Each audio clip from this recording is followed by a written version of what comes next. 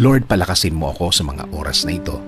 Bigyan mo pa ako ng maraming inspirasyon para makamove on sa buhay ko. Ako ngayon, Lord, ay nakalubog sa isang problema na hindi ko lubos maisip kung bakit dumating sa aking buhay ito.